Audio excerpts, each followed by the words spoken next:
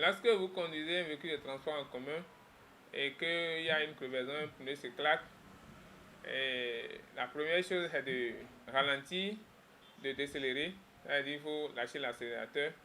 Et secondo, utilisez le frein moteur. Le frein moteur, c'est que vous quittez la vitesse supérieure à la vitesse inférieure de façon dégradée.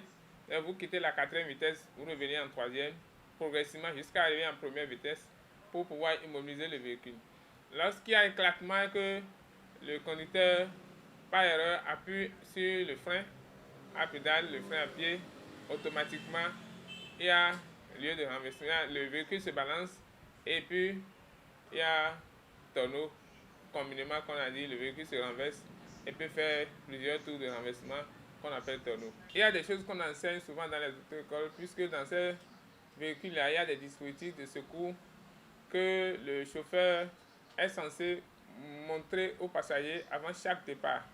Sinon, il y a des marteaux pics qui sont disponibles dans ces véhicules. Et en cas de blocage de portière, les passagers doivent se servir de ces marteaux pics pour pouvoir briser les vitres et pouvoir sortir du véhicule.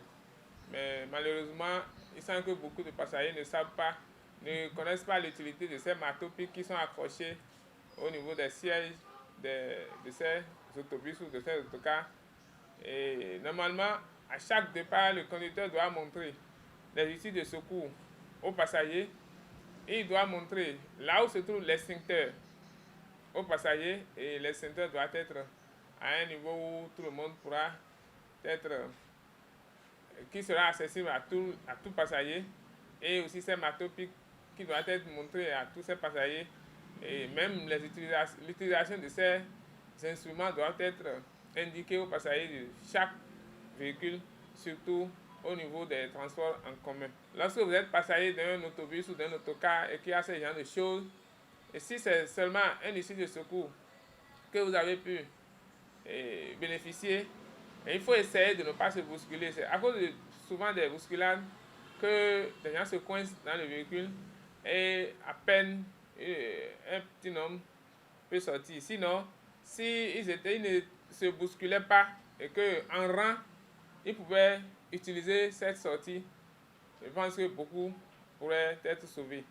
Mais c'est à cause du bousculade que la sortie est là, mais peu de personnes peuvent sortir.